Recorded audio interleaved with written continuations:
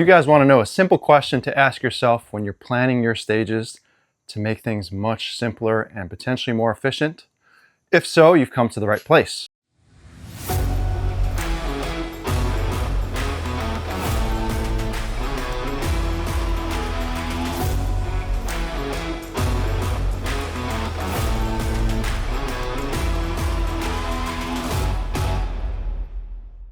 What's up, guys? My name is Rob Epifania. I'm a USPSA Grandmaster, and I'm the owner of Systematic Performance Concepts. In this video, I'm going to talk about a simple question to ask yourself when stage planning to help make you plan more effectively. Now, common thing that I see in shooters, lower skilled, newer shooters, so on and so forth, is when they are planning their stages and when they execute their stages, a lot of times the gun is not ready to shoot when the targets are available. So the shooter will come into a position and they will get to the position, the target will be available, and then they'll present their gun and then they'll fire. Guys, every time you do that, you're losing 3 to 5 tenths of a second every single time.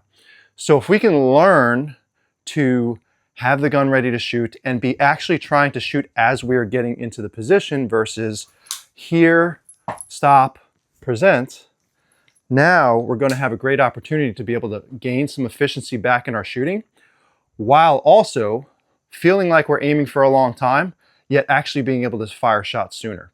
So I did this experiment with a shooter of mine, a student of mine that I was training yesterday, and it got me to think about this. We had 2 positions, piece of steel on one side, maybe 6 to 8 feet, barrel stack, separating a vision barrier, separating the second position, and just a simple open target, 5 yards, right? Real easy target to shoot. Well, the way he did it was he drew the gun, he shot, and then he moved into position and presented the gun and shot. Now that was he moved fast, he shot quickly, he did everything right. The only thing we could have added to his efficiency was actually having the gun ready to shoot. So I did a demonstration for him where I did the same thing. I did shoot, move over, present, shoot. And I think the time was, if I remember correctly, it was 2.3 or 2.4 from position to position. Then all I did was literally shoot the target, walk to the next target, but have my gun ready to shoot. And the time dropped significantly. It dropped from 2.3 or 2.4 to 1.7.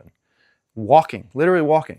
So that brings me back to the question you guys should ask yourself. And this is going to help you effectively stage plan without overcomplicating it. So what is the question? How can I shoot my way into and out of the position I'm working in right now? Okay, what do I mean by that? If I have the opportunity where I can have the gun pre-aimed, ready to shoot, and as my body is settling into position, I'm starting to already shoot, I'm starting to already fire, I've gained some time in that scenario, right? I don't have to get fully settled, have the gun presented, and then fire. That's going to cost you a lot of time. So if I have a target that's easier for me, I don't need to be fully stable or settled to shoot. Now I can start shooting while my body is settling into position. That's going to allow me to shoot earlier, 3 to 5 tenths of a second earlier, provided that your gun is pre-aimed and you're ready to shoot. So that's one. Ideally, if we could do both of these, that's going to be important. Now, shooting into position before we're fully settled on a target that allows us to be able to do that confidently. That's one. Additionally, if we can, we want to be able to be shooting our way out of the position. Meaning, if we have a target that affords us the opportunity to start getting our body moving to the next position that we're planning to go to, that is also advantageous.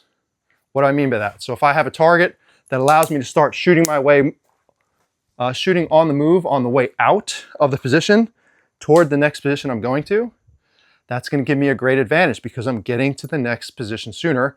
I'm also cutting down the distance that I need to move without shooting, right?